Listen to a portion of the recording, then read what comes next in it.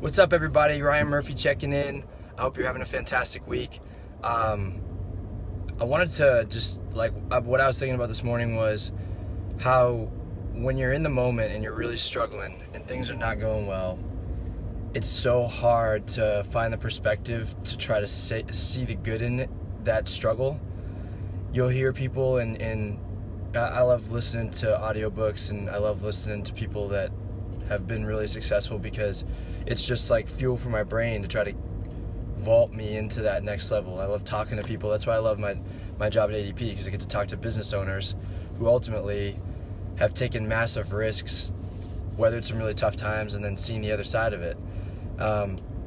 It's so tough to find the value of the struggle in the moment, but when you look back after you get out of that storm, so to speak, it's so powerful because every time that you get past it, you build confidence and you build resilience and you are more likely and willing to take risks.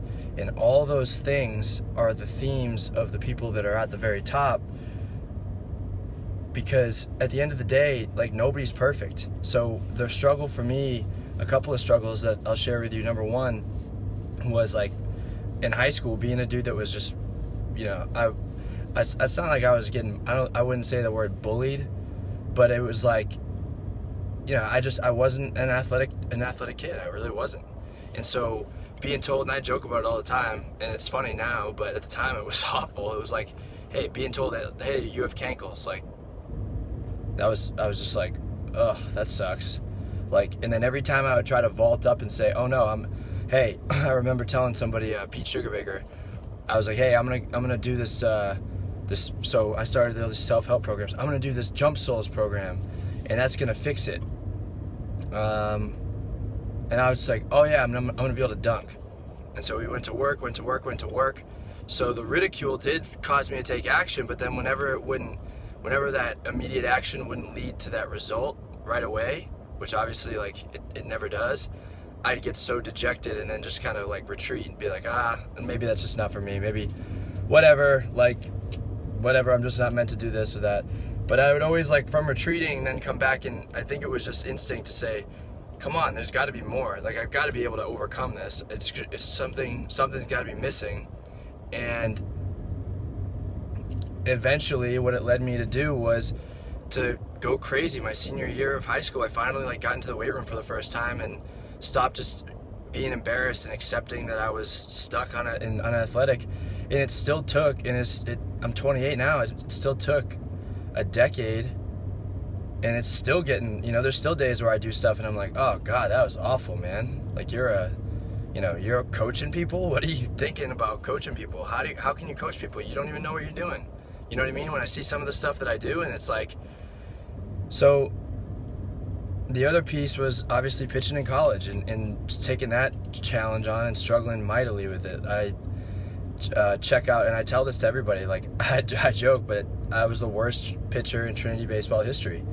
And what I mean by that is that prior to that time, I had a nice run with an amazing team of guys with American Legion ball, Tim Daly, Don Hall, and then a bunch of awesome teammates. And without, I had some early success just pitching, and then I came down to Trinity and struggled. And I would always tell people outwardly to pretend like it didn't matter. I'd always puff my chest out and tell everybody, oh yeah, it's fine that I'm not pitching, I'm just developing, whatever. But it was killing me inside.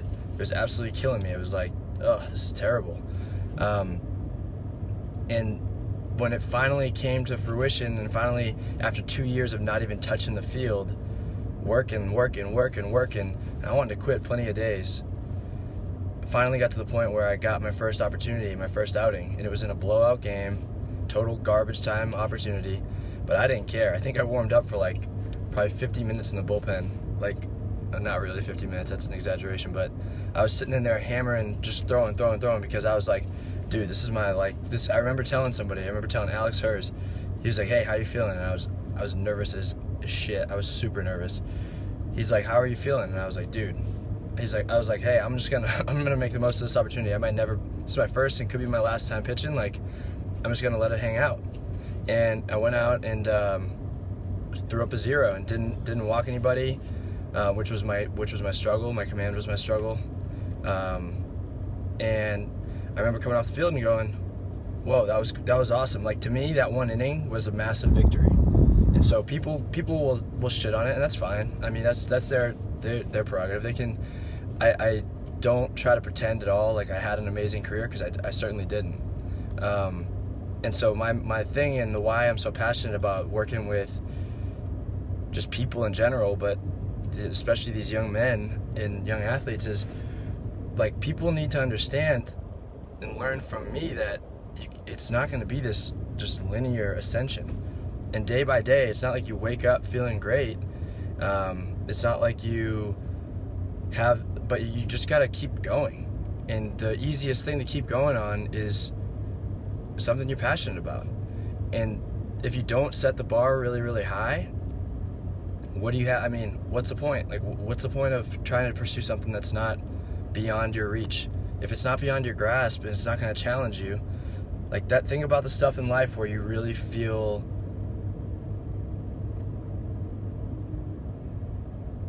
what's the word I'm looking for here? When you really feel like accomplished, it's because typically you took a risk, you took a shot, you were in a workout, you went a little bit outside of where you're comfortable going, and then you didn't die. You came back and you go, wow, cool, I pushed myself to a different level. And it's like, I think about Navy SEALs. I'm fascinated by Navy SEALs because, along with all the other branches of our military who keep us safe and serve and give the ultimate sacrifice, the training is ridiculous. It's like literally designed to break people down. And even the SEALs will acknowledge, these guys are the toughest guys on the planet. Well, they'll acknowledge, look, everybody's got their breaking point. You just keep pushing the breaking point further and further away. And they even hammer that home with their trainees, to the extent that they keep a bell right by the workouts, and they're constantly in these guys' ears telling them, go ahead, quit, just quit, go ahead, quit. And if you go ring the bell, you're done, right? And so that's such a good analogy for life. And there's so many times where I want to ring the bell. There's so many times where I just want to lay in bed and not do anything because I'm feeling sorry for myself, or because it's tough to create momentum. But it's like, that's just like, and then I think about, no, I've got another chance here. How selfish would that be if I just laid in bed? And I still do it sometimes. Like, everybody's like, oh, you're up I mean, yeah, I try to get up early, but I don't every day. I sleep in, I'm human, and I screw up a whole lot. And at the end of the day, though, I want to be successful, and I want to help other people be successful, because I want people to realize that they have so much to offer and so much to give beyond what they really maybe even understand or realize. And so that's the beauty of getting to work with other people, is that when you see somebody do something and you see them light up and you see that, oh, they start to believe something for the first time, that's what it's about for me. That's when it's like, yes, okay, let's go get it. Because those little moments right there lead to a snowball effect that can literally change somebody's life. And that's what happened. That's how I was fortunate. You know, that was a God thing. Like, I ended up down in Texas watching this stuff, you know, watching this life unfold. And it's like, I met my beautiful fiance here. I made great friends here, and it all came from this risk that I took that I had no idea what was going to actually happen. Like, I got down to Texas, didn't know anybody from Massachusetts, and I was like, oh, whoa, like, this is real. This is really real.